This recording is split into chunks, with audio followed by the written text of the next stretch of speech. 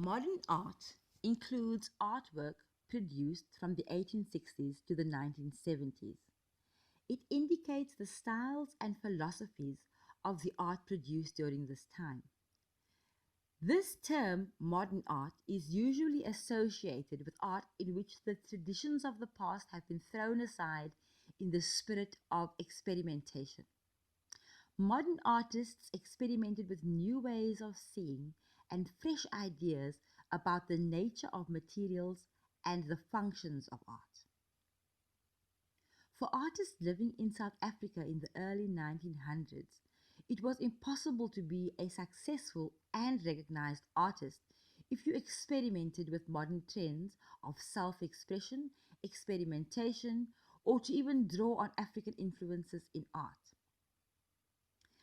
Irma was born in South Africa but studied painting in Europe until 1917, directly under active German expressionists.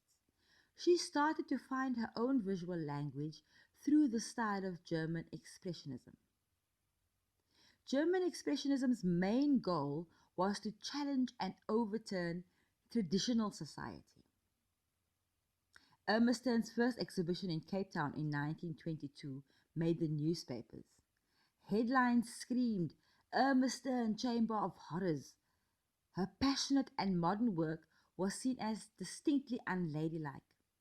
Her art show was even investigated by the police after complaints of immorality.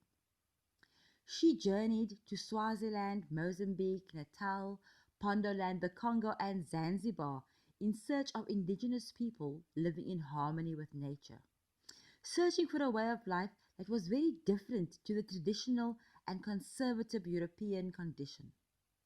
She was a prolific painter and used expressive brushstrokes, thick paint, and vivid color to show her often idealized view of the world.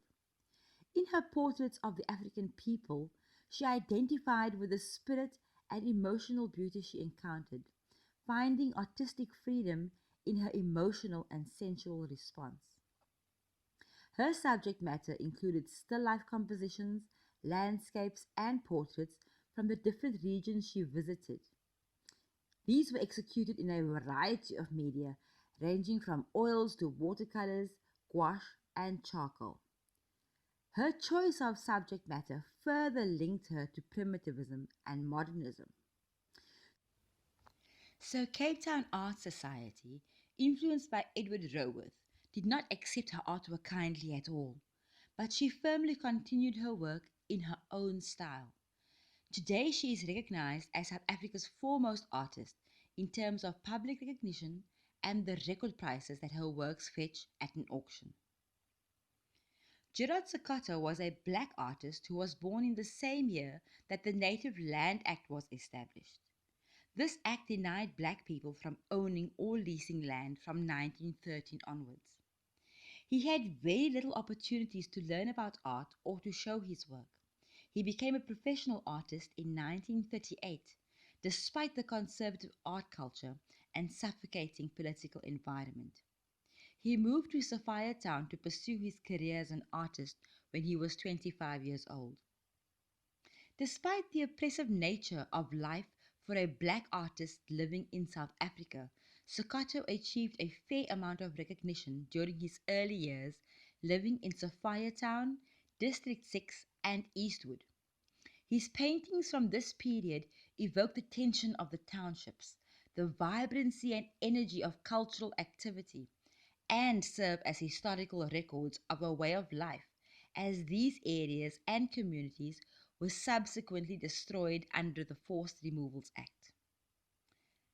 Sekoto left for Paris in 1947, where he stayed until his death in 1993.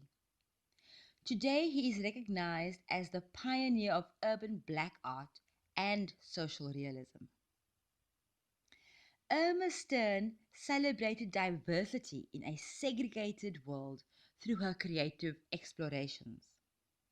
Gerard Sekoto gave dignity to black South Africans by capturing the humanity and realism of everyday scenes.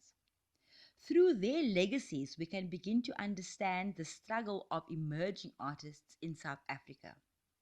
and we can begin to recognize the ways in which art can impact society and how society impacts art.